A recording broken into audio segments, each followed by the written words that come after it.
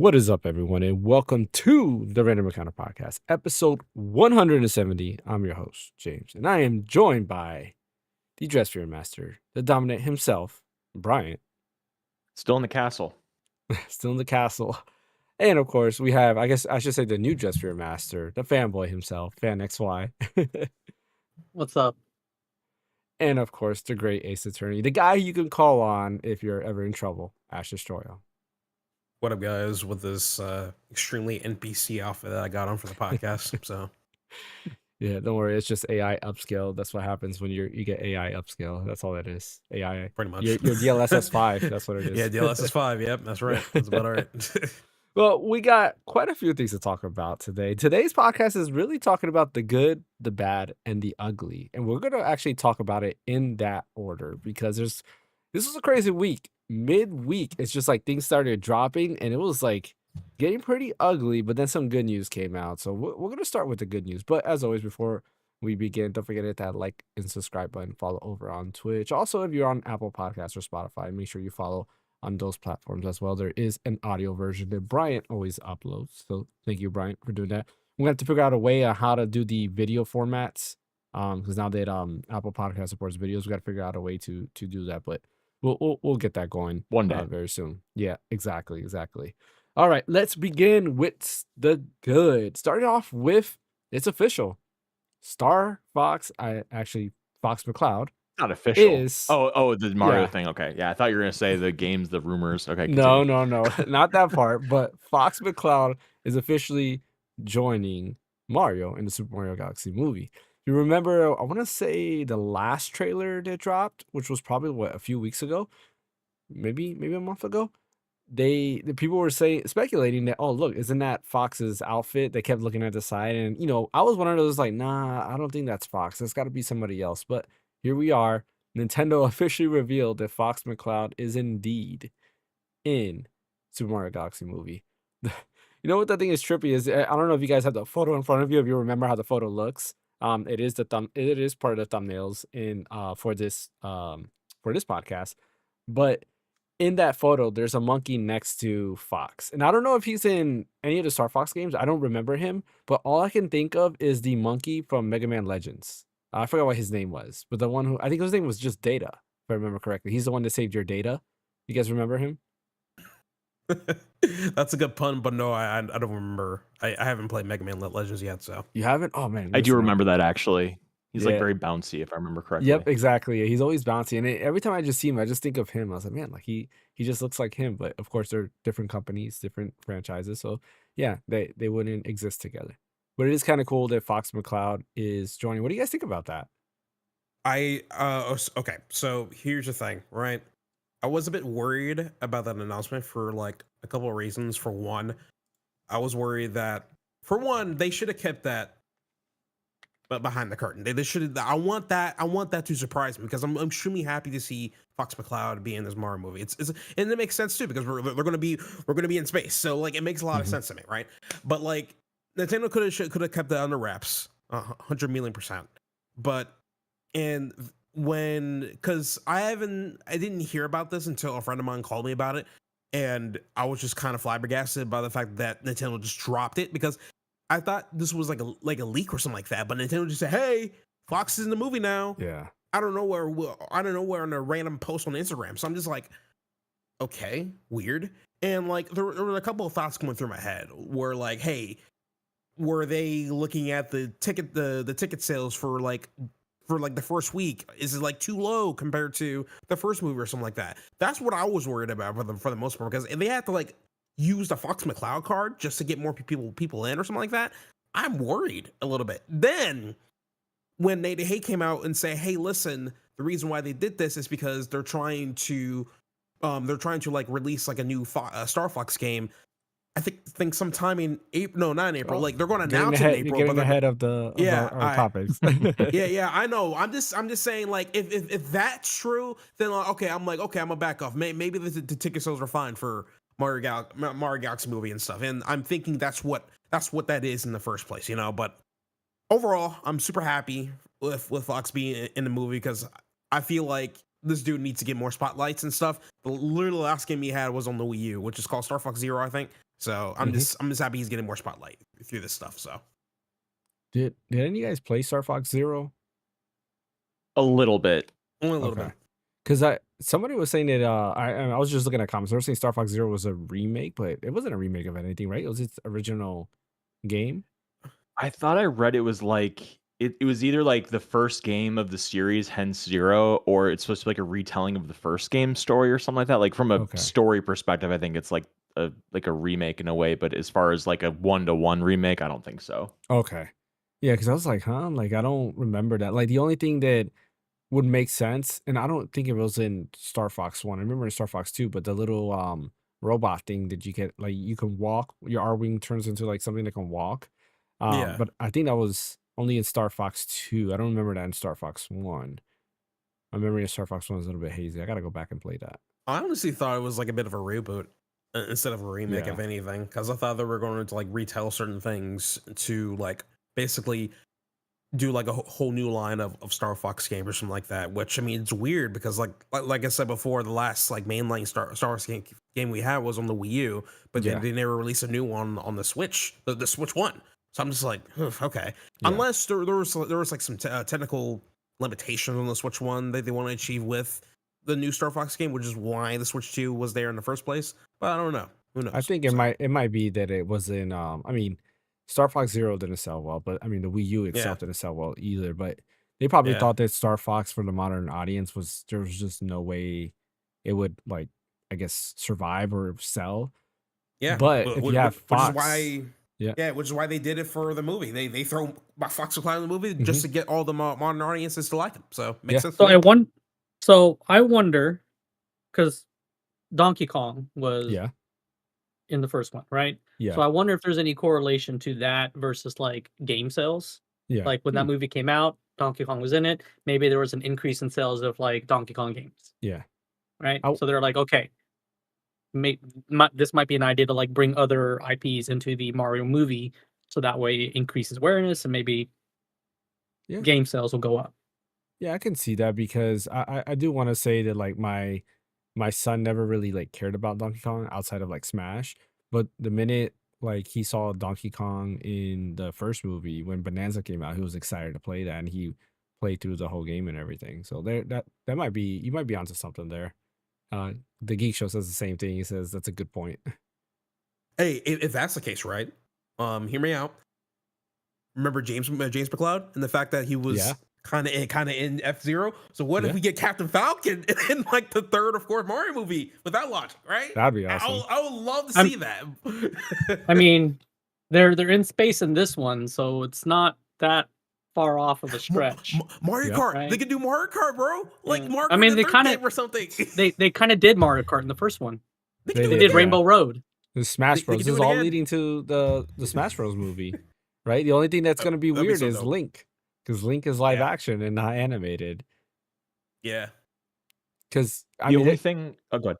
No, I'll say Miyamoto did end. So I don't know. Did you guys see the Nintendo like red carpet thing that happened like early this morning? It was like 6 a.m. our time, I think, or something like that. Maybe 5 a.m. It was super early. I was up at 6, so I watched some of it. It was kind of cool too. Like if you went through the Nintendo Today app, they actually had like 6 or 7 like different like camera angles you can go ahead and press on, and you can see like different angles of the event, which was kind of cool. But yeah, Miyamoto's closing comments was that he's excited to see how many different Nintendo characters people can spot because they added a bunch of Nintendo characters for the anniversary of Mario. He didn't say Mario characters, he said Nintendo characters. So that's kind of interesting. Well, it's a whole nother galaxy now. Well, yeah, exactly. Like, imagine imagine we see like Samus's ship somewhere. That'd be dope. That'd be so awesome. Yeah. I mean, it didn't even have to be Samus's ship. It could be like a Metroid just flying like in space. Yeah. Yeah, I could see that. We could see Captain Falcon. We could see Geek Show says he would love to see Gino. That would be cool, but I think Square Enix owns the Oh rights man, that's a. to Gino. Oh man, if that happened. Yeah. That'd be insane. I feel like they're just slowly making like the Nintendo cinematic universe and stuff, creating like its own separate universe. Just and watch, they're pumping gonna pull out like Yeah. Yeah. obscure characters that people didn't know about until like they were in Smash. Yeah. Yeah. Ness. Right. Like I didn't really know Kid Icarus at all. 'Cause I never played the Kid Icarus games. So when he was Same in here. Smash, I had to like look into it. I'm like, oh, okay. But they didn't include Square Enix. I'm pretty sure the remake says Square Enix on it as well. Correct me if I'm wrong. If you guys, I don't know if any of you guys have the Super Mario RPG like case on you. I'm pretty sure it did. box? Yeah, I but I can thought look it says for it, Square but- Enix on it as well. Yeah, 100%. Yeah, I could be wrong. It's been a while. But yeah, what were you gonna say earlier, Bryant? Before I interrupted. That like people have been saying online like how crappy it is that Nintendo brought out Fox, a week before the movie comes out, and how that would have been like a really cool surprise. But apparently, based on things I've been reading online, that's like not the big surprise of the movie as far as like the character that's in it. Like that's kind of like a mundane thing that Fox is in it compared to the big reveal that's going to happen apparently. So I'm trying to keep expectations in check, but that we'll see what happens. It's on the back of the Mario RPG cart case, it says Nintendo / Square Enix. Yeah. I mean, to your point, to your reply to your thing, Brian, I feel like that to me was huge surprise. I feel like, damn it, my cat disagrees. She's messing with everything. It's just they could have kept that on the wraps on 1,000,000%. I would rather be surprised at the movie theater with like an unexpected, like nobody was expecting Fox to be in there. Like, I mean, before there was people that were like highly, analyzing some of the frames and everything, which makes a lot of sense, but we didn't have a full confirmation. And we wanted to have that confirmation by the time we step into the theater. That's the whole point of buying a ticket and going to the theater. So yeah, they did show like Donkey Kong way early, like in the trailers. So he was like, people knew they were going to see Donkey Kong way early. So I kind of get what you mean. Like, movie so close to coming out, like what was the point of teasing Fox now versus just people seeing it in theaters? Well, I'm excited to see what happens. I think if there is a big reveal, the big reveal is going to be Master Hand or Crazy Hand or one of them. Oh man, that would be like, oh no. Yeah. I'm waiting. Listen, I'm gonna be watching it day one on Wednesday. It's gonna be great. I'll let you guys know. So I'm actually thinking of seeing it at midnight. Really strongly like I did see tickets for Tuesday, Dang. but the thing is, I want to watch it with friends though. So I'm Gotcha. gonna do Wednesday. Yeah. I'm planning on if I watching lived it, but it's there, probably gonna Ash, be a you and I week would go at later. midnight. I'd be cool enough to go at midnight with you. Oh yeah, hell yeah, bro. Hell yeah. Yeah, I would. I'm probably gonna wait a week for it to not be as crazy, and I'm gonna take my kids. Well, that's why I see wanted it. to go at midnight because I feel like kids aren't going to be there on a school night as That's much, true. Yeah. So You'll be surprised. yeah. Well, right now I looked at my movie theater. There's like 3 people there for the midnight release. So if it stays around that, if it stays around that, I'm absolutely going. But if it's like really crazy, I mean, because teenagers are even worse than kids. If they're like, oh, like yelling and crap when something happens, like then I can't deal with that. So then I go That's like true. to a matinee or something like that Yeah. on like next week or something. Yeah. That's where I'm at when it comes to the People movie are theater. awful in movie theaters. I just have to say that. When I was It's a gotten kid, worse. Yeah. Yeah. yeah, I know. When I was a kid, if you heard a whisper, usually like a parent or something would be like, shh, or like everybody was very respectful. And now it's just like, let's do a TikTok live in the middle of this. And it's like, dude, you're a jerk. Like, go home. Like, what do you? Anyway, go ahead. Dude, the whole chicken jockey thing that my sister was showing me, that was insane. I was like, what? Oh my god. I'm just gonna leave it at that, man. Let's see. Isaac Terra says it's his birthday. Happy birthday. Happy birthday. All right. Moving on to the next. Oh, actually, one last thing concerning Fox McCloud. He is being voiced by Glenn Powell. So I'm not sure if everybody knows who Glenn Powell is. He was look him in up. Recent movie He was in The Running Man. Top Gun. Running Man. Yeah, Top Gun. Top Gun. Yep. That Maverick actually makes specifically. sense. He was in the exactly. he was in that football movie where he was like pretending to be like another person. Like he was a failed football superstar and like disguised himself so he can redo the tryouts again. Wait, I was remember he in Top I don't Gun remember that one Maverick or original Top Gun? Maverick. Maverick. He wasn't The even born Maverick. yet when the original came Yeah. out, probably. He was the son to I forget what his name is. Oh, Goose. the guy that Anthony passed Edwards. away in the Goose, first one. yes. Yeah. Okay, that makes Spoiler. sense. I'm kidding. Oh, whoops. Yeah, kind of spoiler. Yeah. And You're right, actually, you're no, right. he wasn't the son. The son was played by Miles Teller. There was just Chad another Towers. wingman. Oh, That's he what it wasn't. was Oh, you're called. right. You're right. Okay. Yeah. Okay. But yeah, it's funny. I don't know sure if you saw like the reveal, but like he's basically jumping around and he's like in the movie theater, but he's like all the way in the back and he's like jumping around, it's like making Mario noises, and then he comes up front and he's wearing Fox's outfit. And it plays So- like it plays like the intro like Star Fox theme. I don't know what it's called, but the intro theme, which is kind of The cool. Lilac theme, or Whatever. Like when you see the like the splash screen of the title Star Fox. Oh plays yeah, that that's Oh, what I'm song. okay. talking about. Yeah. Yeah. So, but yeah, moving on to the next bit of topic. More positive news. There's a huge rumor going around. This is all by Nate the Hate, which, like I said, I've credited Nate the Hate a lot. He's pretty accurate in a lot of things. I know last time he did recommend that, he did say that Metaphor ReFantazio was going to come in the Nintendo Direct. That didn't happen, but he still says that it is coming to Nintendo Switch 2 sometime soon. That is probably one of his misses, I would say, but he's still very like spot on when it comes to a lot of news, when it comes to pretty much anything in the game industry. And usually when he talks, something's gonna happen.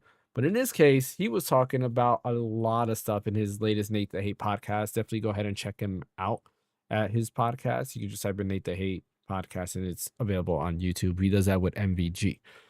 But yeah, one of the first things he did mention, as Ash was saying earlier, was a new Star Fox game that is supposed to be coming out this summer.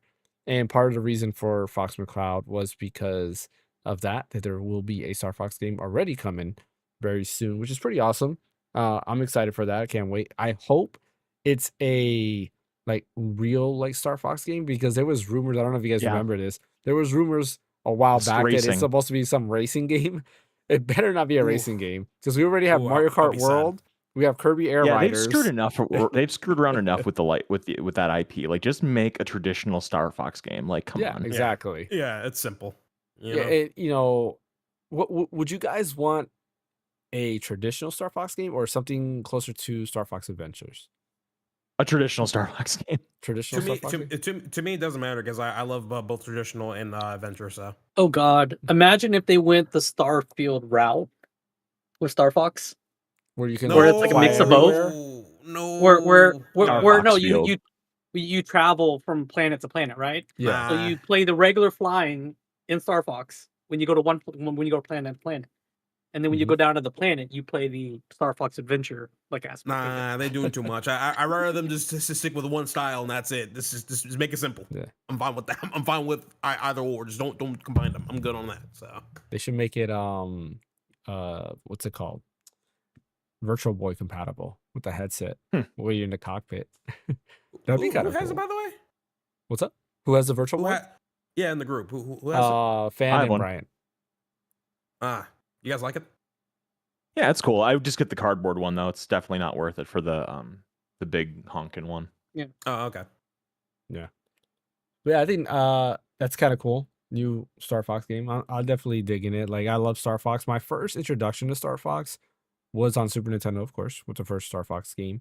And it was a Yeah. friend of mine that I had at school. He had the game and he's like, "Oh, you got to try out this game." I was like, "Okay, let me try it out." I didn't own it, but I played it there and I fell in love with it. Beat it in one day because it is quite a short game. You can beat it definitely in a day. But the cool thing about Star Fox is there's multiple routes, so it has a high replay value because there's different routes you can do. Then Star Fox 64 came out. Played that when my uncle came down and visited me, and he rented a 64. That was pretty awesome. And same thing, there's multiple routes you can go through. And then I found out, oh, if you let your teammates die, then they're kind of gone forever for the rest of the game. But there's also different routes. So there's like certain routes you have to take. Like, you have to make Falco survive to do like a certain route. Yeah, Slippy has to survive to go a certain route and so forth. So kind of cool stuff there. And then I never played the GameCube game. So there was Star Fox Assault and Star Fox Adventures. I hear Assault is really, really good. I did play a little bit on my Retroid Pocket recently. And I gotta say, like, that first level was pretty awesome. Like, I really enjoyed it. Graphically speaking, amazing looking game. Like, it looks really, really good, especially for a GameCube game. And then Star Fox Adventure, same thing. I played like a little bit of it.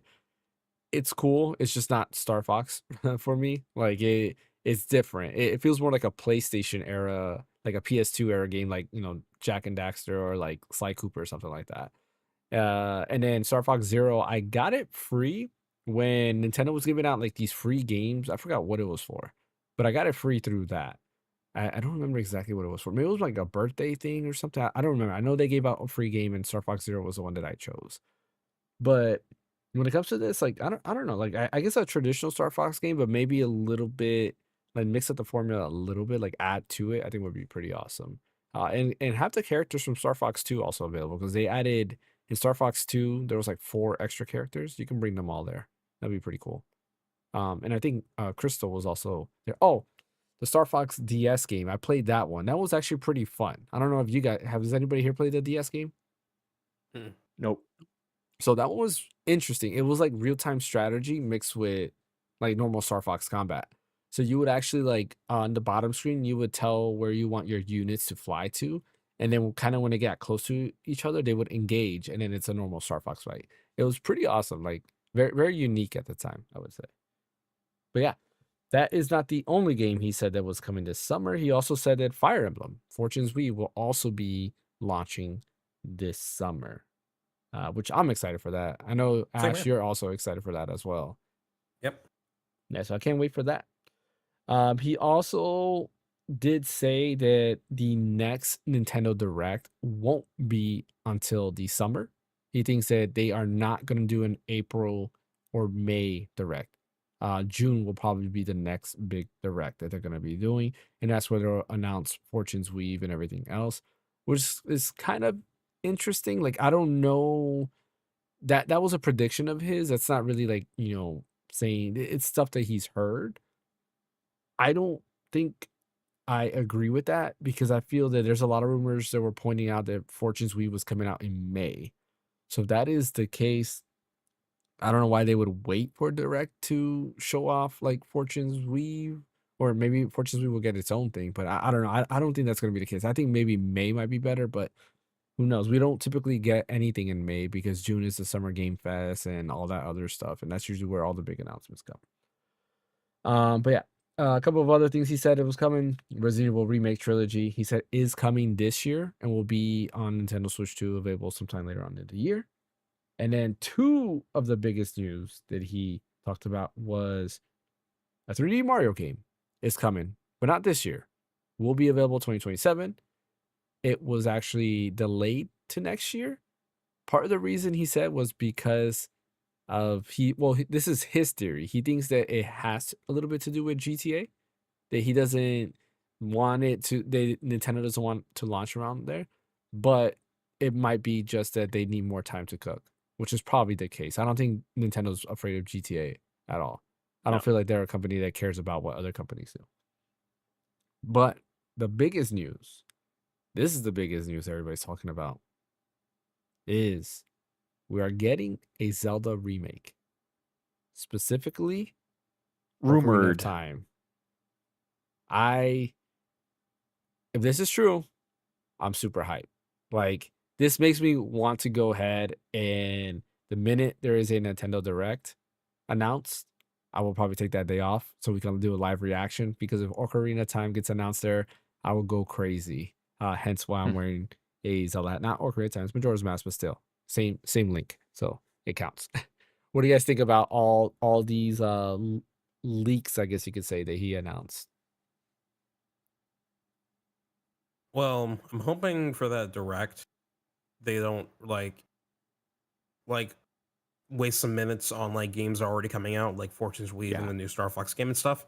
I want that Direct to mainly focus on like new games and new announcements back to back. That's it, right? Including if the rumor is true with that Zelda Ocarina of Time remake and stuff, and I think that announcement by itself will just break the internet literally. I think more than the Mario game, if anything, because that game is literally a cult classic from what I've seen. So, and along with Majora's Mask as well. In fact, well, what if it's a switcheroo where they're like, it's like you ain't getting a Ocarina remake, you're getting a Majora's Mask remake or something. I'm like, that would be funny. But Yeah, It'd be crazy if they do both at the same time because it's That'd the be same cool. asset. that will just destroy everything. Like you can buy one or the That'd other, be or get like a crazy. bundle, like they did with Galaxy. You know how you That'd be like, smart. no? Yeah.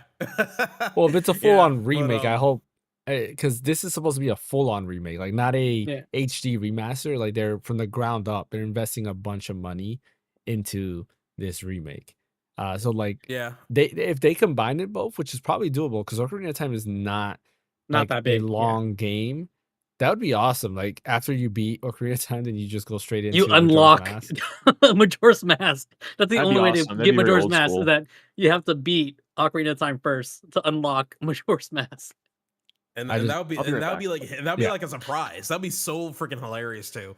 But like, yeah, overall, if anything, what's funny with me is that what I'm really hoping is true is that Fortress Weave is coming out this summer, because I'm like really itching to play that game so bad right now. I guess with the Ocarina of Time remake, I think it's a good time for me to actually get back into it and actually beat it, hopefully. So, but yeah, I'm just hoping that all of it's true. Obviously, that means we got a lot of stuff to catch up on with Nintendo throughout the year and everything. But yeah, that's pretty much my thoughts on it. Yeah, I mean, honestly, yeah, Ocarina of Time, I do agree. I think that would break the internet because, like you said, it is a cult classic. A lot of people love that game. It's a game I go back to quite often. I can easily go back and play it. I've said it for the longest time. I do think the definitive version of Ocarina of Time is the 3DS version. Has the updated graphics, looks great. They updated the animations. I mean, honestly, it is the best version of that game.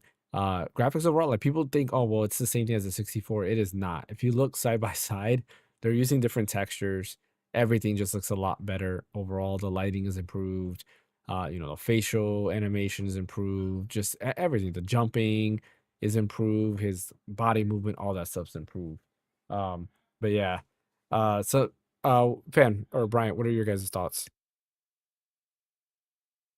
I think it's very prime for a remake. I mean, those N64 textures are just so dirty at this point. I mean, the game came out in 98, so going on 27 and a half years ago, which makes my brain hurt thinking that it's been that long.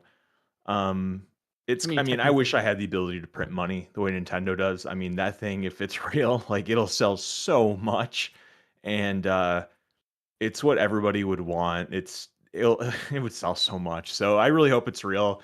I bet it is, and I'm looking forward to the trailer for it because I've seen like conceptual stuff of what an Unreal 5 Ocarina of Time would look like. It won't be that obviously, but just the idea of it's insane. Yeah, I mean, there's people out there that have done fanned like mixes of Ocarina of Time in Unreal Engine already. Like it's out on the internet, on YouTube. Like you can see it. When this thing got announced, I saw it on Twitter. Like, oh, someone's released a sneak peek, and I was like, this is the dude that did the Unreal Engine 5 version of Ocarina of Time. Like, it's not a sneak peek. People, they were just like, That's so funny because I've been following that project for a good while. I don't know how old that project is, but I'm surprised some people are taking that footage and just trying to troll people with it. It's insane. Do you guys honestly, think they that should they have done would this a long time ago. do you think that they would actually do a more realistic looking Ocarina of Time, or would they go more cell shaded like Breath of the Wild? I feel like cell shaded. I feel like real because that's kind of what people were expecting back in the day. What about you, Fan? I mean, it depends because each game has its own specific style, so they don't want to deviate away too much from it, right? Like each character of Link is designed in a specific way for each version of the Legend of Zelda game. So if they're going to do the remake, if they do it well, they're not going to want to like change too much of the style, to where it like doesn't even look like Ocarina of Time Link anymore. Yeah, I don't. But I mean, they had the 3DS version, Mhm. right, which had all the HD high definition textures. So it's out there. So you can make a better version of that, which is what people probably want. Yeah, I don't know if they'll go realistic. I like to think that Nintendo looked at Twilight Princess and realized, oof, like maybe we shouldn't do more realistic looking like graphics because it doesn't age as well. Because out of every Zelda game, I feel like Twilight Princess is the worst to go back to because it doesn't really look that great. The HD version is a little bit better, but like I have an easier time going back to the N64 Ocarina of Time or Majora's Mask games than I do going back to Twilight Princess, especially like graphically speaking. So that's I don't think they would do that, but it probably won't be cell shaded either. It's probably gonna be somewhere in between. I think like fan says, like it's something that can capture the actual original look of Ocarina of Time, or maybe the artwork at least. Because if you look at like the link here, like if they can somehow just put that art in the game, which is doable because of all these cell shaded games, that'd be pretty awesome. Like that'd be kind of cool to look at. Um, let's I see. hope they do master mode. If they come out with this game, I hope they give you an option to play master mode. Yeah. I think it would Bryant would lose it if they announce achievements on the same day for Nintendo Switch 2. Could you imagine that? That'd be awesome. That'll be a good way for me to go back to games I've already beaten before. So Yep. Bryant would be using his Switch 2 to get all the achievements on every game. so starting with Mario true. 64. Yeah. Oh, he could probably get all the achievements in that in a day or less than a day. Most likely, yeah. Yep. And A Link to the Past. A couple of other things that were also kind of rumored, or not even rumored, but found out around the same time was Devil May Cry 5 looks to be coming to the Switch 2. There is Devil May Cry 5 Devil Hunter Edition, which was rated in Taiwan, I believe, or was it Thailand? One of those two. It was rated in one of those spots there. This was not revealed by Nate the Hate, but somebody else. I do forget who it was, so I apologize for not crediting you. But I found it on Twitter through Stealth40K. He posted it, which was found by somebody else. So it was down that rabbit hole there. The other thing, though, was Marvel Rivals is confirmed to be coming to Switch 2 as well. The developers themselves said they are working on the Switch 2 version already, and it is coming sometime soon, which is pretty cool. That is a game that I thought, like, hey, it should be on Switch 2. They probably have a big market for that game, and I'm pretty sure a lot of people would play it. It would be pretty awesome if you add in mouse mode and all that other cool stuff that the Switch 2 already has. And we do know that the Switch 2 is very capable of high-end games, hence Resident Evil Requiem, which they also improved earlier this week with better frame rate, better frame pacing overall. Of course, they do it after I beat the game, but the game ran fine anyways, regardless, except for like some small areas. But yeah, that's quite a lot of Nintendo stuff. And honestly, with all of this going around, the next Nintendo Direct might be huge. Like, might be one of the biggest Nintendo Directs ever, and they might be gearing up to have one of the best presentations out there. Because if Ocarina of Time shows up, Resident Evil Trilogy, yes, it's already available other places with the remake trilogy on there. Devil May Cry being there. If they show off and tease a new Mario, they show off a new Star Fox. What else? Oh, there was a rumored Pikmin 4 Switch 2 edition also coming. And there was another Switch 2 edition. I can't remember exactly which one. Imagine if they re-release the Kingdom Hearts series, but on physical, not Non-cloud. cloud version, non-cloud. Yeah. That would be huge too. Like Make even you if pay it's for it the again. download, just a Yeah. non-cloud version, right? Because That- it technically the hardware can handle it. So like, why Oh, not? for sure. I mean, everything that's cloud should be available like natively on Switch 2 now. Like Control Oh yeah. should be available natively on Switch 2. Hitman is already technically. Resident Evil, Village and 7 are available. What else is cloud? Yeah, I'm trying to think of any other cloud-based games. Yeah, The Kingdom 3, Hearts and 4 remake collection. are coming. Well, yeah, that's Yeah. what Fan just said. Yeah. That's what you're saying. Oh, my Oh. bad, I missed that. Yeah, there's a I think few other was cloud-based Hitman. games. Wasn't Hitman? You Yeah, said but that's that. Was the technically cloud version? available. Yeah, I said Yeah. that because the Hitman World of Assassins is basically Hitman 1, 2, and 3. There's a few cloud games. I remember seeing quite a few of them. And I was like, yeah, that's The Medium, good. but I don't know how good that game is. was that cloud? Are you The looking it Medium? up, Fan? Yeah, I just I pulled it up here on Nintendo's thing. I didn't know the Medium was cloud. I thought that was native. It says there's a cloud version. Interesting. Did not know that. So we got Dying Yeah, I Light think 2, The Medium, Resident Evil 2, 3, 7, Village, Plague Tale Requiem. Control and yeah, any Family. game that's a cloud that you bought cloud automatically should upgrade to native when they release it. If they make people pay again, like that's just so I rotten. mean, they did Yeah. for Yeah. Village and in 7. He's definitely right Yeah. about that. Yep. Yeah. Oh well. I'm excited. I'm excited for the new Switch 2 update or direct rather. A lot of cool stuff happening. I forgot he also did mention Mario Kart World DLC also coming. There's that as well. Quite, there's Not a- surprising. yeah, Finally, Jesus. there's a lot of stuff he mentioned in the podcast. One negative thing he said, which I'm sad, is the Final Fantasy 9 remake is on hold, which is very sad. Ah, Yeah, hi, man. Okay. I don't know. I guess people don't like Final Fantasy 9. I don't know why, but News to me. yeah, right. Yeah. 9 is very highly regarded, more so than 8. Like especially Oh, 8. absolutely. Like eight's cool. Like I don't have an issue with 8, but 9, I prefer 9 over 8. I'm one of those 9's better guys. for sure. I feel like 8 is kind of like the middle child of the family.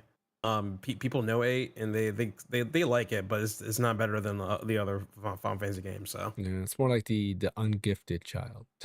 ungifted child, Jesus. Did they ever do like an HD release of Final Fantasy 9? Just like the mobile Kind of. version. Just Yeah. mobile? Yeah, Okay.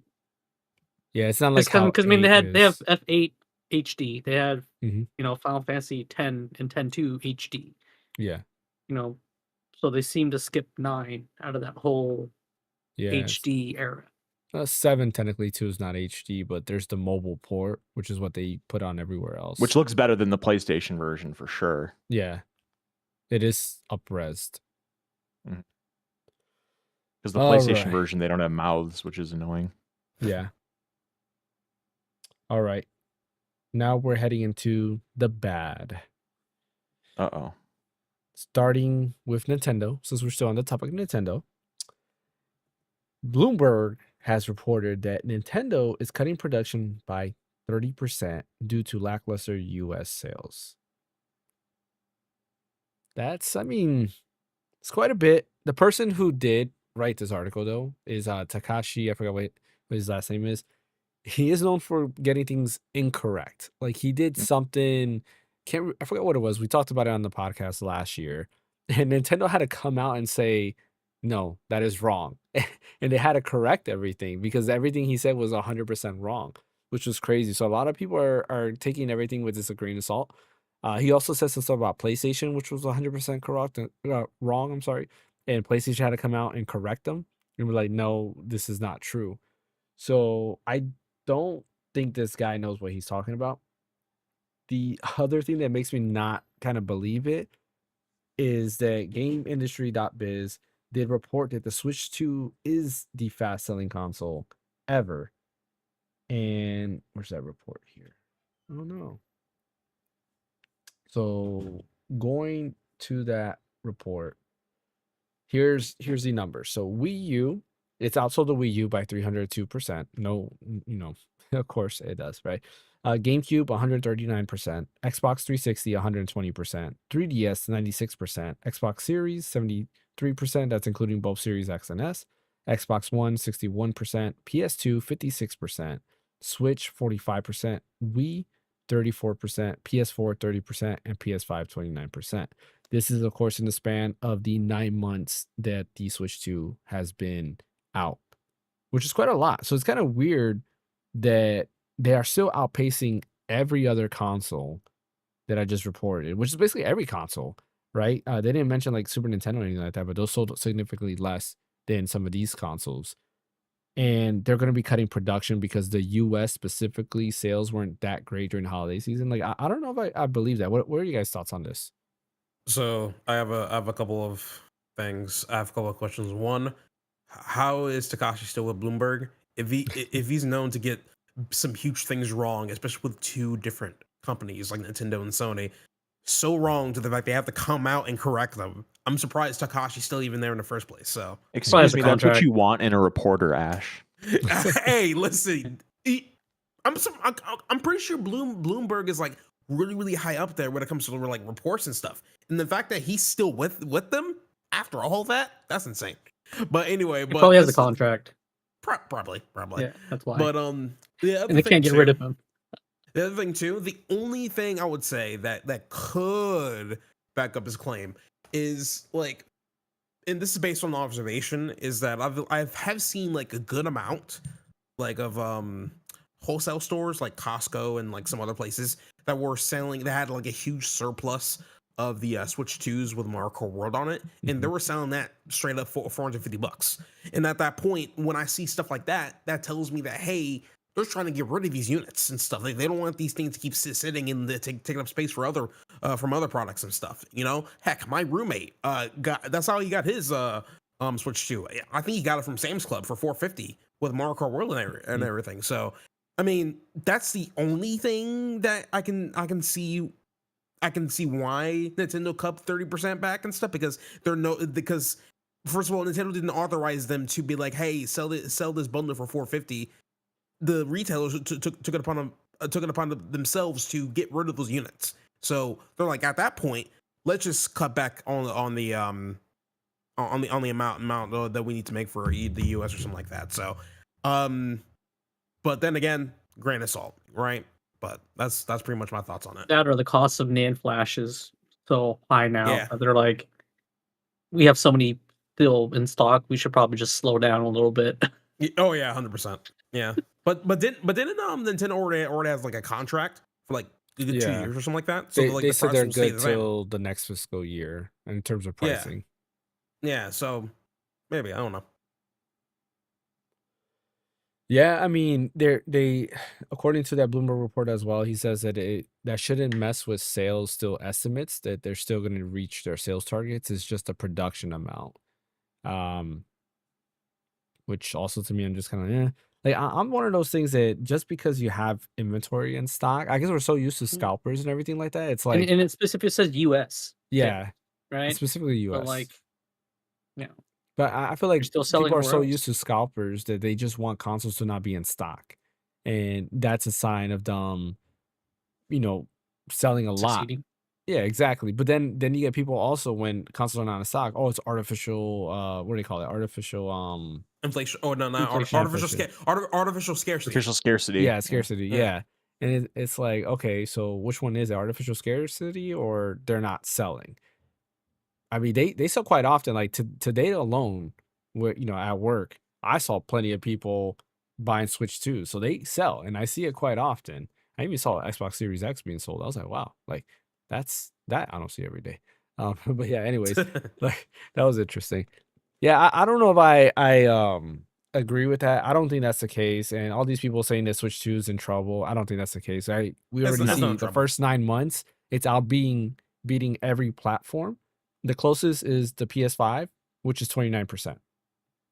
Right? And holiday season, I think it did show that the PS5 did outsell the Switch 2, but the PS5 was also on sale during the holiday season. It was like back to normal price after they jacked up the price. So that kind of like helped sell more PS5 games. Not only that, I think GTA 5 or GTA 6 is also getting people to buy PS5 sooner rather than later. So that's probably helping selling as well. But I guarantee you, when Ocarina of Time gets announced and all these like big hitters get announced, more people are going to be buying. Pokopia itself, I think, was a system seller. A lot of people were picking up Switch 2s just for that. The announcement of Pokemon Winds and Waves were getting people excited to buy a Switch 2. So we're only in the first year, not even the first year of the Switch 2. I think things are just going to get even better and better for Nintendo. I just hope they don't Everybody's gonna become come Wegos. home. Just wait. Yeah, Yeah. exactly. Can't wait to the next Smash. All right. Any last thoughts on this topic before we get to the ugly? I mean, Takashi's probably most likely wrong, and I mean, hopefully he's not with Hopefully he's not with Bloomberg by the end of this year. I don't know how long his contract he is. could be of half course. right. Like maybe he's wrong about the 30%. Maybe. Like they're gonna slow production, but not by 30%. Maybe like 10% or something. I agree with that number. Yeah. It's always possible. All right. Let's get into the ugly. This is the ugliest thing that I have read this week. Very, very sad. Very news. nasty. Very sad news. And I also have an ugly take for this too. PlayStation.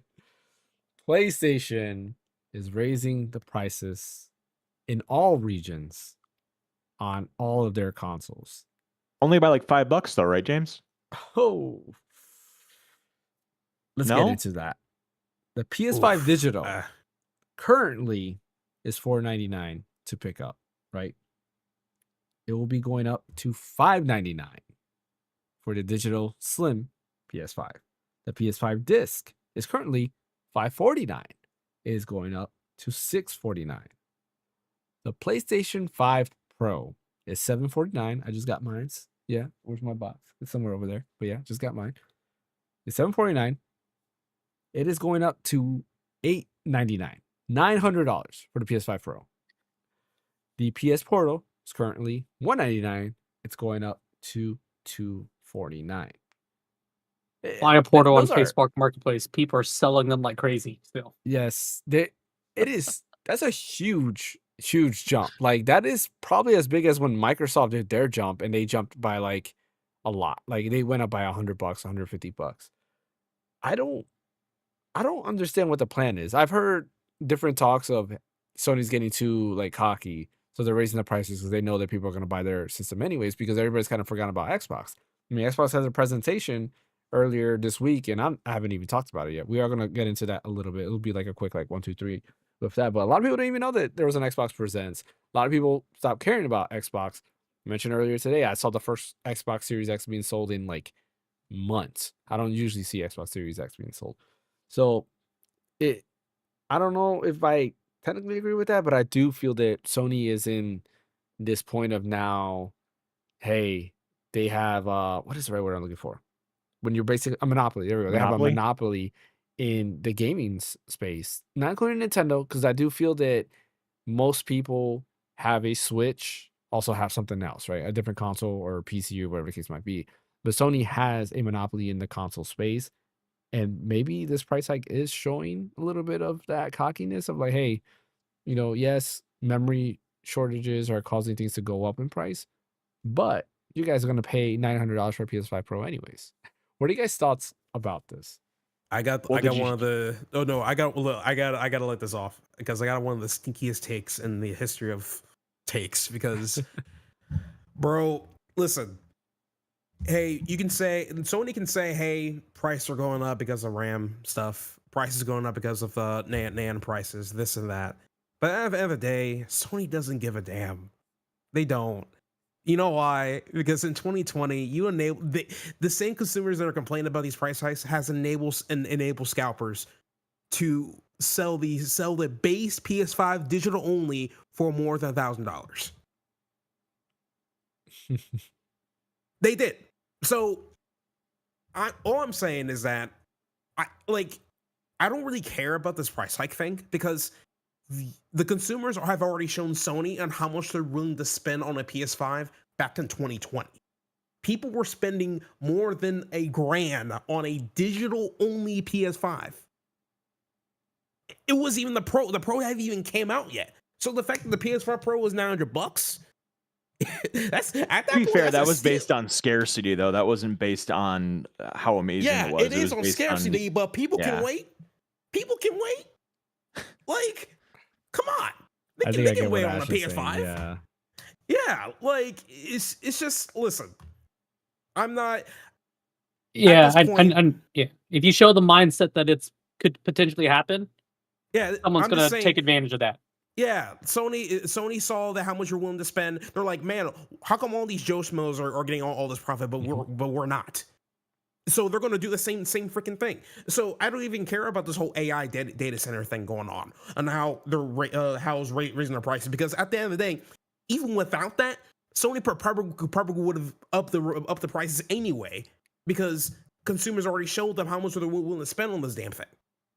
Yeah, that, and we know that every console they make, they they're taking a loss.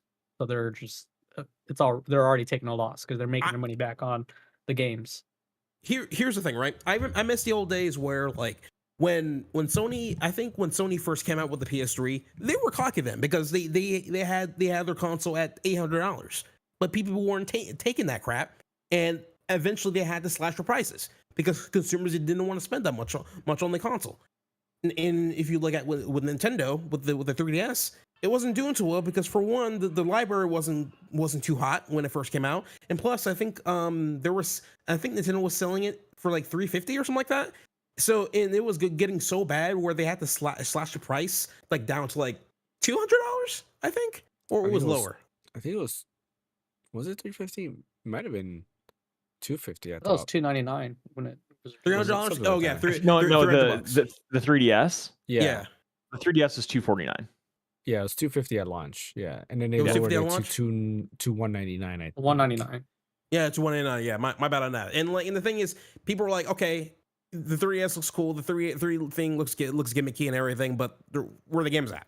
So at that point, they're like, what's the point of like spending this much money on the 3DS, right? Mm. And that's the consumer saying that, hey, we don't see the value in this console. We ain't buying this, you know.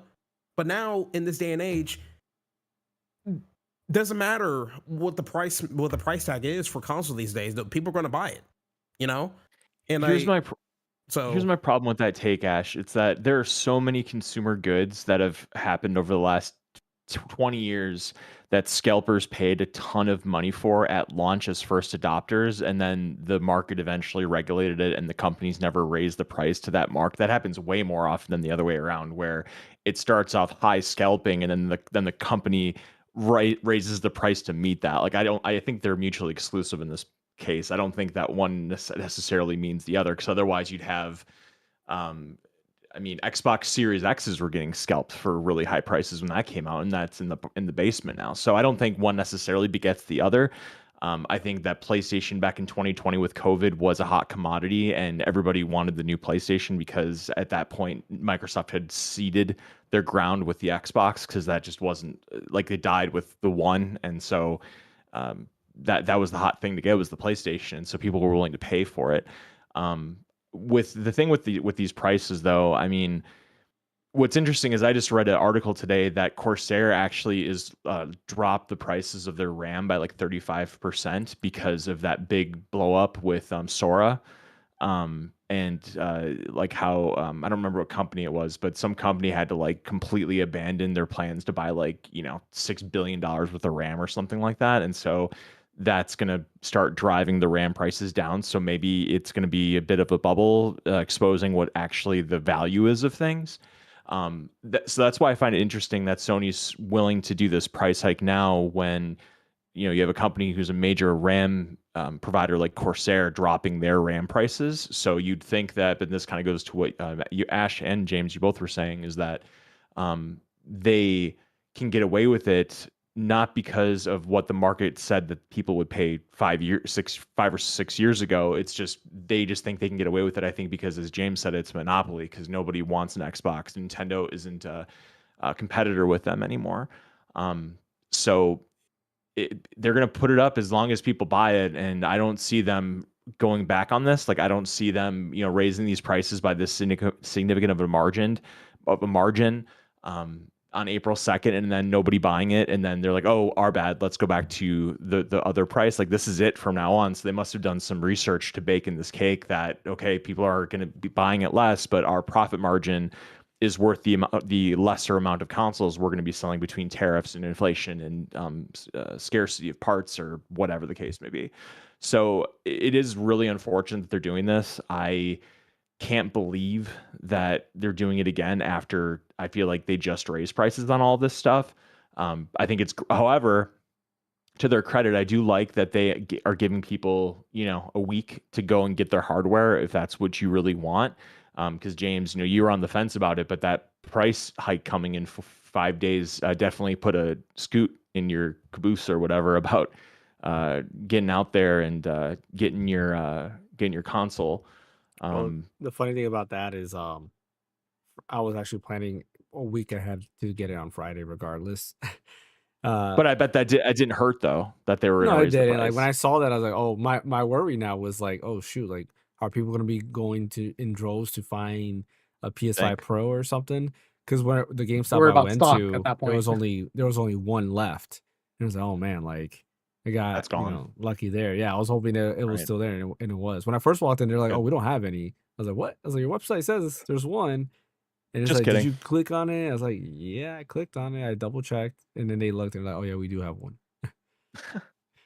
Was it unwrapped and the box was on the floor and like they No. do with all their new games? It was actually pretty dusty. Like, I don't know, it was just like hiding in the back or something. Sitting in I the didn't back realize it. behind a shelf. Yeah, I was kind of worried. I was like, man, was this like the beat up box that nobody was like buying? Like, what's up with that? But no, everything was in good condition. The only thing that was kind of weird is the clips for horizontal mode were just like loose and they were just like rolling everywhere, which was awkward. But yeah, I didn't get to stand. A couple comments to your thing about the RAM prices going up from Corsair. It's funny you say that because I watched a Gamer Nexus video today where apparently SSD prices are not going up because of the NAND prices Yeah. and stuff. So so I'm like, I'm not 100% hoping to see the AI bubble inflating. People wanted to burst, but I think it's going to deflate by like a good amount. But it's. I'm not as hopeful compared to other people. I really want things to, go back to normal, but even though that's not really going to happen, the prices will go down, but it's not going to be back up to what we're used to. It's not going to be the new high unless consumers like rebel against it by simply not buying it, which at this point, people are willing to buy anything these days, which back to my point about the whole COVID thing where people just spending more than $1,000 for a digital PS5. What else are they gonna do? Yeah. So like, yeah, I honestly don't care about these price hikes because people are going to buy anyway. By the when April 2nd hits, they're still going to be selling like hotcakes. So it is what it is. Yeah, consumerism is a problem that we have in this. I don't even know if it's just a country thing. It might be just worldwide thing, but like Worldwide, definitely worldwide. Yeah, it's just like I don't know. I do feel it might be more the country because like it's like we have money, or even if we don't, we still want the product. Like our wants, the what's it called, FOMO, right? Like if we were missing out, it's huge. Just people want. They have to get it. If they don't get it, then they make a big deal out of it. And I do think that is a huge issue that we have. So companies like PlayStation could take advantage if that really is their mindset. They could take advantage because it is a business, and they probably will be like, hey, people are paying this price. What about this price?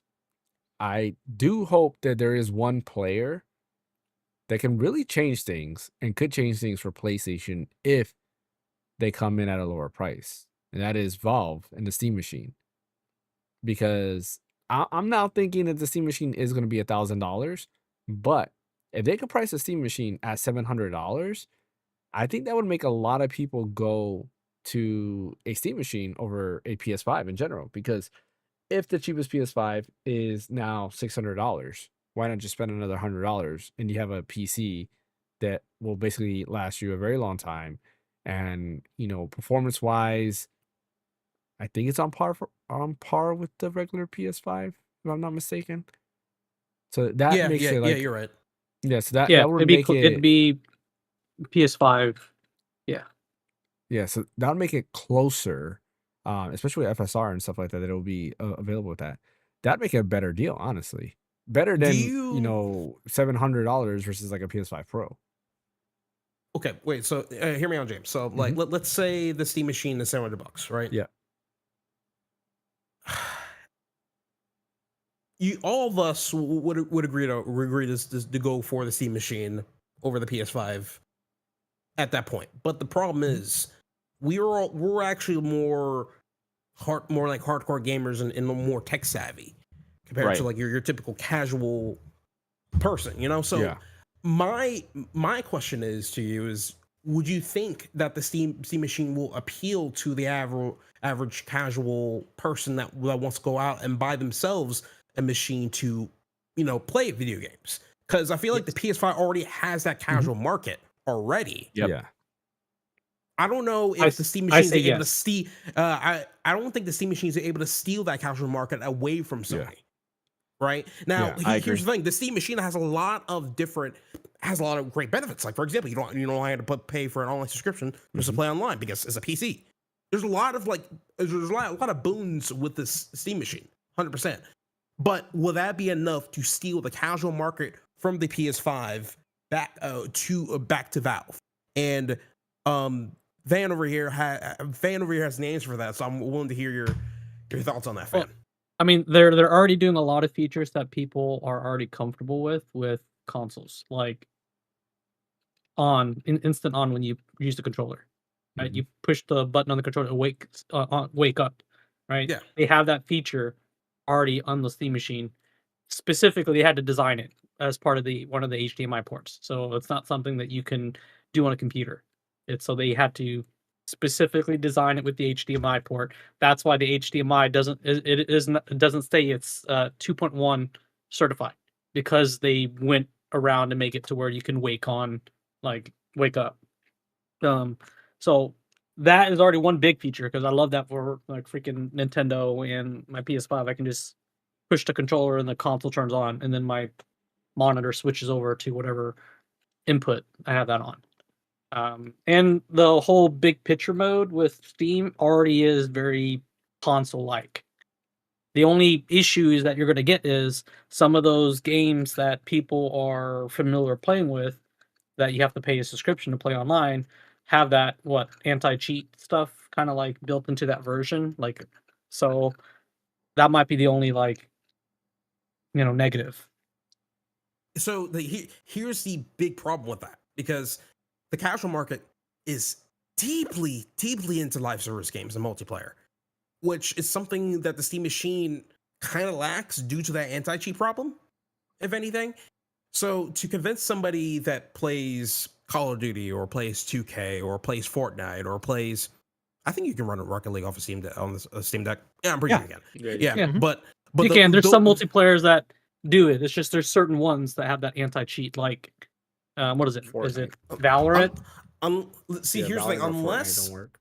unless Yeah. Valve is willing to partner with these studios And I Destiny think doesn't work. make the Rivals anti-cheats work. doesn't have that anti-cheat. Yeah, it doesn't. So Yeah, there it are doesn't. some. I'm just saying those are the ones that are like, if you mainly play Fortnite and Valorant, yeah, you're not going to get a Steam machine because Yeah. of that anti-cheat. But It- there's other live service multiplayer games that still work.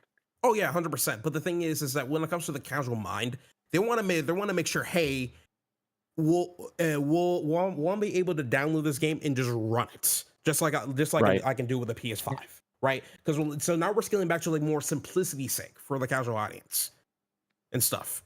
We're looking at, hey, I need to do like five more steps just to run this game off of my machine.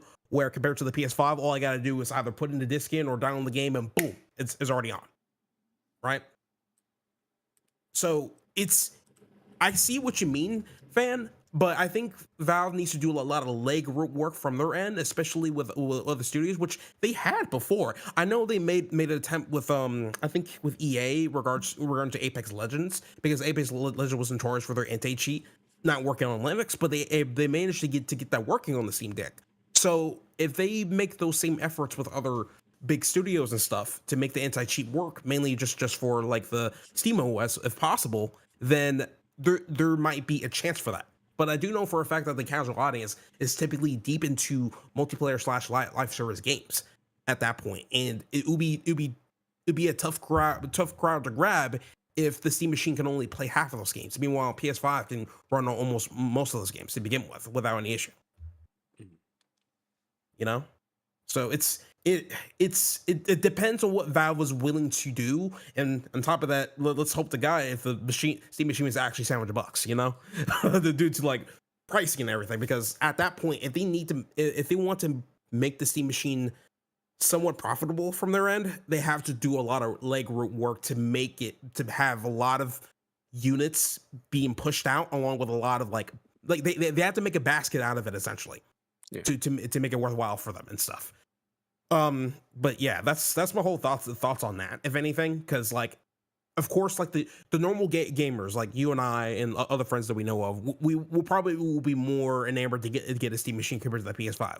But to the casual audience, I don't really think so at all, Hmm. if anything. So, I but mean, yeah. yeah, I guess Yeah, I it don't play much depends. Fortnite, so Yeah, it depends on the game. Like right now, Fortnite, Tim Sweeney has said multiple times, like, he's not gonna do it. He's not gonna have that game release on Linux, which is always funny when it comes from him.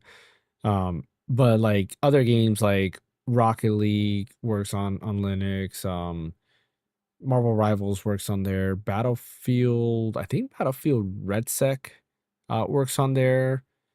Call of Duty does not currently, but they can always update it to make it work, like depending on how popular it gets. That's one of those things that they could always work with. Like I still think that we'll get at least a lot of people thinking, if not purchasing the Steam machine, if it's priced at 700.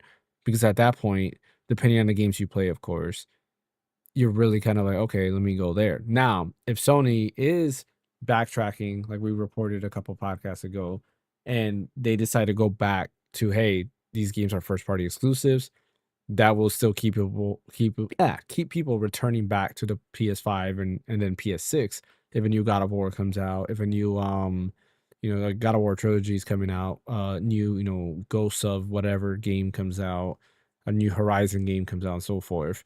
Like if they keep those exclusives, then maybe more people will be coming back to PlayStation. But I think it'll have a really tough time, if anything. It'd be more competitive if Valve does price, the Steam machine, correct. Because Yeah, I think it would be a better value overall. it'll be a decent disruptor to the space, because like it kind of reminds me of the map of Neo, how that's that or where the base model is like, I think $600, no, Mhm. $500. Yeah, $500, and then like the upper model was like 600. $600 and stuff, which is amazing. It's a Base model good 600. price. It base was 600. All right, yeah, but still, that's a really really good price for a laptop and stuff. Yeah. And yeah, if Valve could do something similar to that and stuff, that'd be nice. It's Yeah. just like I said before, there's a lot of like legwork they need to do from their end to like make it worthwhile for the casual for the casual audience, essentially. Yeah. So, but yeah, well, those are my takes on that, if anything. Yeah, and Nintendo too. If they continue to get all these third-party games day one, they can also be a big disruptor too. Because right now, people know Nintendo as being the first-party powerhouse, which I agree. Like Nintendo first-party games are always amazing, and a lot of times, we mentioned multiple times we buy a Nintendo Switch because they have amazing first-party games, and we know we're gonna get great quality games from them.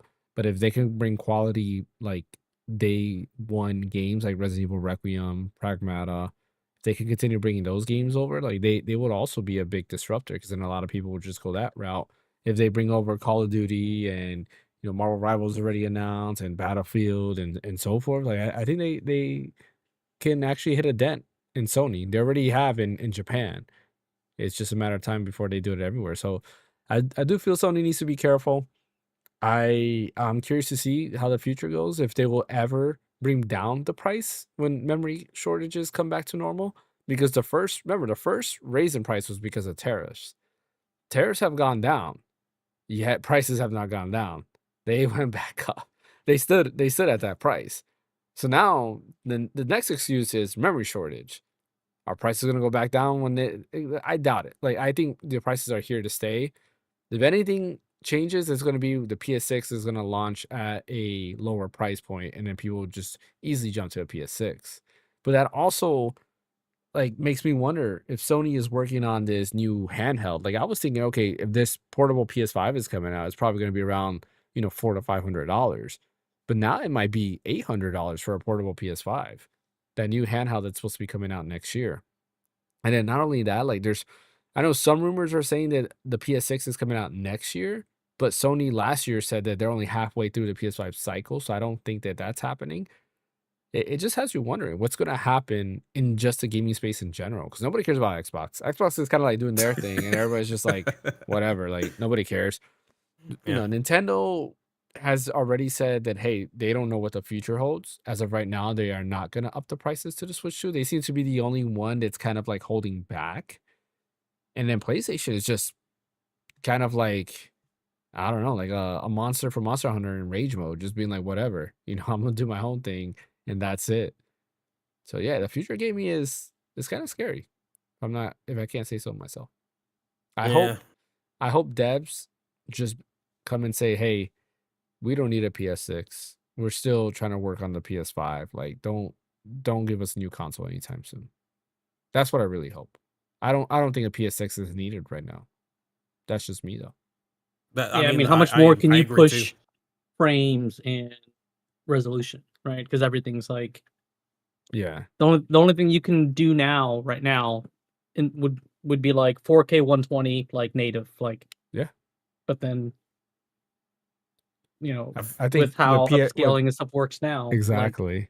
With what's the point? PSSR, you can just continue Yeah. improving PSSR, and I Yeah. think that would just make the PS5 Pro even better. Or if anything, make it like, hey, I feel like the PS6 is going to be the PS5 Pro, right? It'll probably be more powerful than the PS5 Pro, but still play the same games, right? That's what I see. I feel like with developers and stuff, I feel like yeah, I 100% agree that yeah, PS6 not really needed or necessary.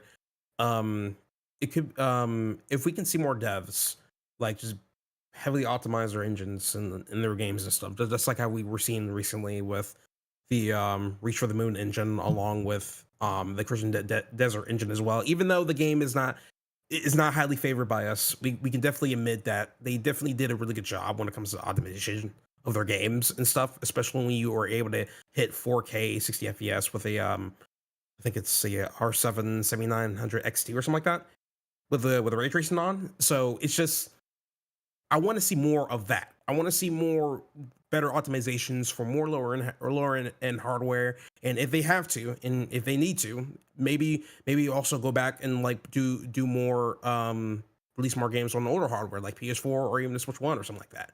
I don't mind going back a generation just to enjoy a game, right? And yeah, like I think that's the best time for that. It's like, all right, lock in and take time and actually optimize your stuff. So Yeah. that way we're not trying to brute force anything, Yeah, I do think that like companies need to recheck themselves that graphics is not everything. If you Yeah, look, I mean, kids nowadays, like even high schoolers or people who've graduated high school, they're still playing Roblox, and Roblox does not have yeah. like amazing graphics, but they're still playing that. Like, and Oh that's yeah. Minecraft. because they have fun. Yeah, Yeah. they have fun, and I think a lot of developers need to realize like it's cool to have those games every now and then, but you don't gotta spend $400 million on a single game. You can make it cheaper. Kenna Bridge of Spirits looks amazing and didn't cost $400 million. CS stars, freaking Repo, Yeah. so many other games that are not as graphically that has not Even the has ones not that much are graphic graphically fidelity and intensive. stuff. Yeah, Like I how mean- much did it cost for Clair Obscur? Clair Obscur was 30 million, right? I think 30 million, yeah. And they already made a huge profit. I think they made 2 million off of that. Rough estimate. Was it? Hmm? Okay. He said he Yeah. thought Brad said he thought it was less than the 30 million. Yeah, it's less than 30 million for the cost of making it. Yeah. I'll look it up. I just looked it up. It says the budget was less than 10 million. Oh, yeah, it's better. And they themselves already made a huge profit off of this, which I'm like really happy for them and stuff. And even with that game, it doesn't have the most graphic fidelity, but the design of the game and like design of the characters makes it worthwhile playing, along with other things too, obviously. But it's comparable to other AAA games out there that are like 10 times the price, like 5 times the price. Oh yeah, for sure. 100%. Yeah. I just think we just need I think we need to have devs go back to the drawing board, is start being creative again and optimize our stuff, and so that way we can enjoy games again and start going to stores, buying games for consoles and PCs that we already have, and not worrying about for a day one or second day patch or something like that. Just optimize your stuff and let it bake, so.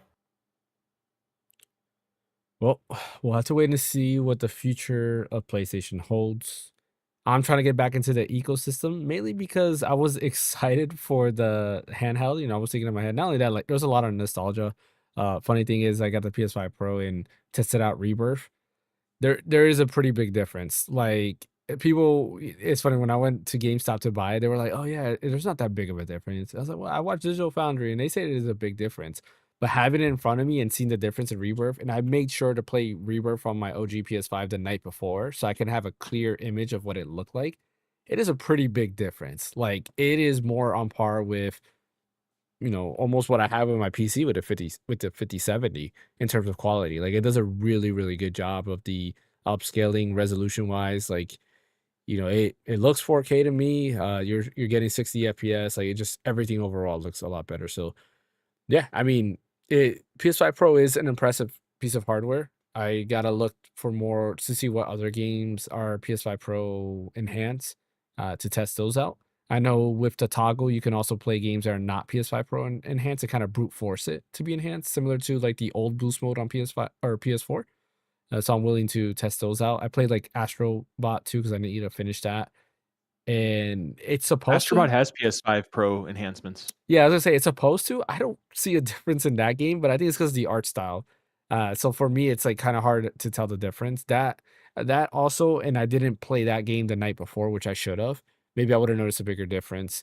But for sure, I noticed the difference in Rebirth. Gran Turismo, what is it? My first Gran Turismo, which is like a demo of kind of like getting into Gran Turismo again, because I'm planning on picking up Gran Turismo 7. It's PS5 Pro Enhanced. I do want to test that out because I played that also the night before. And I know the PS5 Pro Enhanced version adds in ray tracing and all this other stuff. So I do want to see how that looks because when I was playing it, there was no ray tracing for it to hit 60 FPS, which was interesting. Okay. Yeah. And that's a free demo. So fan, if you want to try it out too, it's free. I just Which have one? this my first Gran Turismo. It's a demo of Gran Turismo Oh, okay. 7, basically. Like it has like a few races. You have to go through the license class and stuff like that. And I was just having nostalgia for Gran Turismo, like thinking of my dad, and I was like, yeah, like I want to go back to those games. So been on that trip. All right. I am gonna quickly read off what Xbox announced in the presents because I don't really think it's that big of a deal. Like, it wasn't really anything. Hey, they like, announced more about Persona 4 Revive. Oh, never mind. Yeah, the Yeah. biggest thing that people were hoping for was Persona 4, or not Persona 4 Golden, Persona 4. What is it called? What's the name? Isn't it Revive? Revive. Okay, Yeah, yeah, Revive. Revive. Yeah. Yeah. So that was the biggest thing people were hoping because Xbox has done a thing with Atlas these past few times with Metaphor Fantasio being announced there, and also Persona 3 Reload, and nope, no Persona 4 Revive. But starting off with, and I'm reading off of Xbox Wire, so the official Xbox news site. Starting with the first announcement, Alien Deathstorm, which is basically, it says the first-person adventure game. That's basically a survival game. Artificial Detective, I don't remember seeing that. Ascend to Zero, that's a roguelike game. Bluey's Happy Snaps. They showed off a Bluey game here, which is cool. I don't think, well, I just don't feel like that's the right place to put an announcement of that, but hey, it is what it is. Dispatch finally available on Xbox. The Eternal Life of Goldman. The Expanse, Osiris Reborn. That game actually looked pretty cool. I've never watched The Expanse. I heard it was pretty good. But this Expanse thing looks like a actually looked like show. it looks like Mass Effect. If you guys watch the trailer, it looks a lot like Mass Effect. So this one I'm actually pretty interested in. You said fan the Expanse TV series is pretty good. It's good. Yeah. Okay, everybody says that. I gotta look into that. Forever Ago, it's another one they announced. Frog Squad, and Squad is spelled SQWAD. It's a puzzle platformer. Grave Seasons, Hades 2, coming to Xbox Game Pass. Hunter the Reckoning. What else? Oh, Musa Dirty Fate. Don't remember that game. So the thing that takes place in feudal Korea. Serious Sam Shadowverse. Stalker 2 Cost of Hope DLC. And then, of course, the game they highlighted was Stranger Than Heaven. Stranger Than Heaven looks really, really good. I'm not sure if you guys saw the trailer, but it looks like it takes place in multiple years. So it's like multiple generations. So you're not just in one generation. So that's the kind of twist. And it definitely, excuse me, it definitely looks like it is a prequel to the Yakuza series. Because you are, again, in one of the like generations you're in early time period. Was it Kama? What is it called? I can't even remember the name. Kamaracho or whatever. The main like city that's in the Yakuza series. So they show like a early version of that, which is kind of cool. But yeah, it looks brutal. The combat looks amazing. Definitely looks less arcadey than the Yakuza series and more just brutal overall. So I'm super excited for Stranger Than Heaven. It looks really, really good. And they did actually announce a release date, which is May 6th. There will be a separate presentation where they're going to show off more on Stranger Than Heaven. So super excited for that. Super Meat I'm Boy surprised 3. that's coming out so soon. Yeah, it's very soon because I only got announced. Was it last Summer Game Fest or was it the Game Awards? It's one of those two. I don't remember. I think it was Summer Game Fest that it got announced because they got announced around the same time as the new Virtual Fighter game, which I believe was Summer Game Fest as well. Super Meat Boy 3D. That looks good. Vaunted. And then Wuthering Waves is officially coming to Xbox as well, coming in July. Yeah, that was slow. Hey, they got something because Genshin Impact never released on Xbox, or I think it is available on Xbox now, if I remember correctly. Maybe. Oh, man. But yeah, because I think the devs said that they're never gonna put their game on Xbox, but I think eventually Xbox paid them to come. Yeah, I mean, honestly, there was like a few good games. Like I didn't watch the whole thing. I kind of skimmed by the Musa Dirty Fate. I do gotta look into that because Feudal Korea sounds pretty cool. It says here, Musa Dirty Fate, an upcoming action title set in Feudal Korea. An unknown powerful force has swept your land, and with fields and crops withering to dust, the people have turned to the most extreme methods of survival. It's up to you to track down the threat and save your subjects. Sounds interesting. Coming to Game Pass as well. I think all these games are coming to Game Pass, if I remember correctly. But yeah, that was the Xbox Presents. Oh, there was another leak that I forgot to mention because I was wondering. I was like, I know there was a second game that was rated, and that was Sonic. Frontiers. Frontiers, yeah, the Sonic Frontiers Definitive Edition. That Yeah. got leaked as well. Okay. Yeah, I'm assuming that that's also coming to Switch 2 as well, which makes Yeah, which makes sense. Like that one needs definitely a definitive edition for Switch too because it doesn't run that great on Switch. Oh, really? Oh, damn. Yeah. Okay. I mean, honestly, too, they could update a lot because even like on consoles, it was a pretty rough game. There was a couple things. Like, it looked better, of course, but there was still a lot of things they could have done better overall. I just didn't like the pop-ins for that game. It was Yeah, it was that was crazy the for me. issue. Is pop-ins were super crazy. Even Yeah. on PC, it was like that. I think it You- was you just the have engine to- itself. You have to get the mod. You have to get a mod to fix the pop-ins Yeah. and stuff. So Yeah, it was the engine itself that did that. So maybe the definitive edition will get rid of that and fix it and allow PC players to get it for free, or people who bought it to get it for free in general. Oh yeah. Let's see. I think that is it that I have for today. Yeah, that is all that we got for today's podcast. Any last thoughts? Anything that anybody wants to add? Go buy Mega Man Star Force collection. Did you purchase it? Of course I did. What'd you get it on? Everything. On everything? Quadruple dipped. What are you playing on? Is the question. I'll probably play it on Steam Deck Hmm. or PlayStation, one of the two. Yeah, what I did like about that is I was watching a review it on Switch 2. It does allow you to do vertical, so you can stand up your Switch 2 vertical and play it like how a DS would, which is kind of cool. That's dope. But they Is do a Star- good job of making it, which I saw they did better than a lot of other DS games. When it comes to the part where you got to choose like your cards or whatever, the screen would actually switch for you automatically, and then the screen goes back to the main screen, which is kind of cool. Is Star Force another card game or something different? No, it's the next iteration of the Battle Network series. Correct. So should I play Battle Network first and then Star Force? Not I think it's its really. own thing. Well, it's a sequel. It takes place in the future, but it's not. There is no references really to Battle Network. There's like minor really? references, but Okay. not like major references. Okay. It's that style of game where it's like the squares with the RPG aspect, Mhm. not Yeah. like the traditional Mega Man where it's a platformer.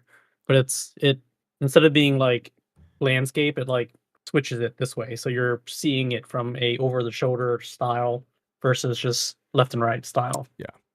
Makes sense. It would be so cool if Capcom can also remaster Command Mission. That's the one. That's the one Mega Man game I definitely like a lot growing up. It was so cool to play.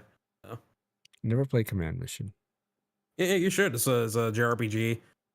Really story focused. It felt like you're watching like an early 2000s anime Yeah. for the most part. So you'll love it. Probably still not better than Mega Man Legends. Probably not. That's Probably the not, next but- collection they have to do. Like that's, I mean, come on. Mega Man Legends. If they do Mega Man They Legends, they need to release like the Mega Man Legends 3 The because I'm sure they still have a miscellaneous build collection. of that. Speaking of that, they would I have to was like, update that to current like style because the way you have to like turn the camera and stuff is so Yeah. I'm sure they freaking would. ridiculous. speaking of that, I was watching one of the latest Maro Tokon videos and stuff, Yeah. and so somebody made a cool reference, saying that hey, Penny Parker in this game like is literally like the Tron Bond of the Marvel universe. I'm just like That is that's true. funny. I That mean, makes she pretty much sense. is. Yeah. To me that was funny. So Yeah, that game comes out very soon, and what's interesting too is that like they're announcing now, they're like really announcing all the characters like right away. So there's basically a trailer that's supposed to be coming out, I believe, every week. They're showing the different Marvel team ups that they're having for all the characters because there's a lot of Yeah. empty slots. But yeah. Oh, I guess one last thing that we can mention before we end the podcast is it's official. Digital Switch 2 games will now be cheaper than physical. According to what Nintendo says, is that physical copies are not going up, but he's saying that digital copies are going down. But a lot of people are still speculating, like, okay, with Yoshi's, I forget what it's called, Yoshi's, uh, Picture book or something. yeah, whatever, something book, mysterious book, I think it is. With that game being 60 digital but 70 physical, was the price originally 60 and they up physical to 70, or was the price 50 and or I'm sorry, was the price always 60 or was it 70 and then they lowered it to 60? Does that make sense? I think in the original price was always $70 for the game. You think so? So and yeah, I think so too. And from that point, they're like, hey, we're not using any like materials or anything like that for the digital copy, so why not make it $10 less? I feel like that's what's happening with this, if anything. So I do want to say this, and people forgot about this because I've noticed like different podcasts and different like YouTube videos I was watching that were talking about it. A lot of people forgot the current president of Nintendo of America, right? There's two of them.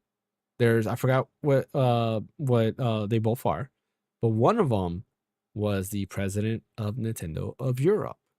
What did Nintendo of Europe did at the beginning of the Switch 2 generation? They had that variable pricing where digital games were cheaper on Switch 2 versus physical games.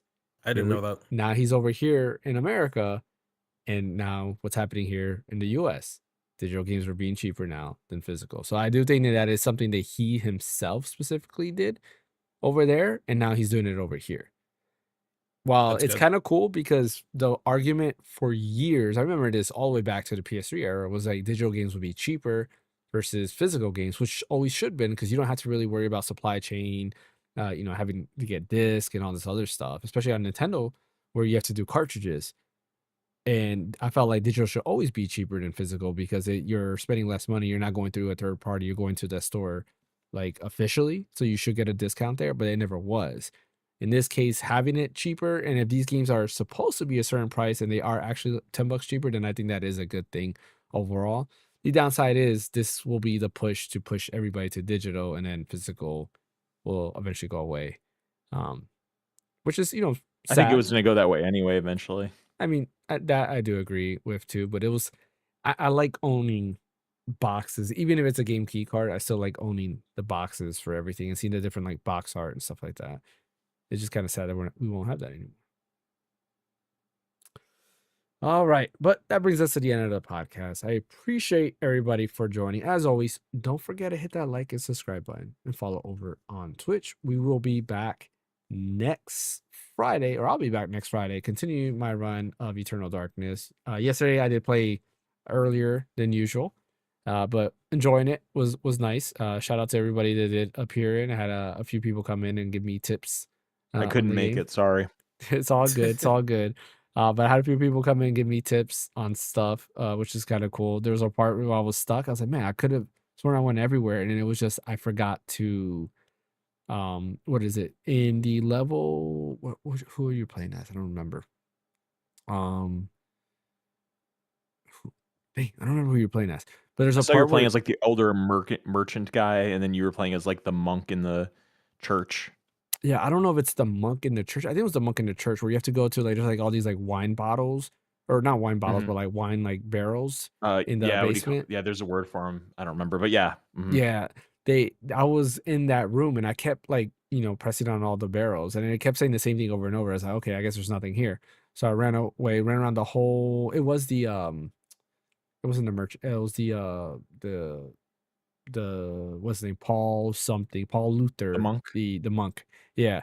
It was him, and, like, I ran around the whole, like, monastery or church or whatever it was over and over, and then finally the guy told me, it's like, "Yeah, you have to go back to where those wine barrels were, and you have to press on a specific one, and that opens the passage." I was like, "Oh." I Yep. would've been stuck for hours because I thought there was something else that I missed. But yeah, I'm enjoying it. It's getting fun. That ending for him was crazy. Like, my reaction at the end, I was like, I did not expect that to happen. That was a crazy ending. Yeah, poor guy. Sad ending. Is that the one like where he's like poured inside of like that cement thing or whatever? No, this one is Oh, okay. he was you find like there's like this giant like monster thing at the bottom of like the church, and then he goes and he's Oh, yeah, he like, gets stomped on, right? yeah, like right away he's just Yeah, looking at yeah. him, he just gets stomped on. I'm Damn. like, that's it? Like, Damn. yeah, That's the end of his tale. yeah. Anticlimactic, I say. Jesus. Okay. Well, yeah, because I thought he was gonna escape or something, because that's usually the trope of games, right? You see the big bad and he somehow escapes. Not this guy. This guy was right there and the two bad guys are talking. And he's just like, no. He's like, you put me here to guard, so I'm gonna guard here. And I was like, oh snap. But yeah, good, fun game, fun game. I'll continue my playthrough of Eternal Darkness on Friday, so definitely tune in for that. And of course, next Sunday we'll be back with the podcast and hopefully no more craziness, but we'll see what type of news happens next week. Ash, where can I catch you at? You can catch me at Asher Sherm on YouTube. I'm gonna try to upload something or stream something. I don't know what's gonna happen. So, but yeah. What about you, fan? Catch me at Phaneckswhy at all the socials. And you, Brian? At red_so_deep on Twitter. And as always, you can guys be right here at the Random Encounter.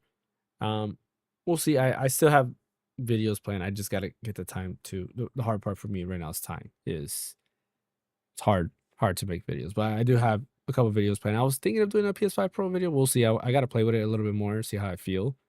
I just about play. I might do just a general like PlayStation video. We'll see what happens with that. I gotta play with my PS5 Pro though to see how I feel about it, and hopefully I don't get buyer's remorse. Anyways, thanks for watching. Thank you, Ash. Thank you, fan. Thank you, Brian. Catch you guys next week.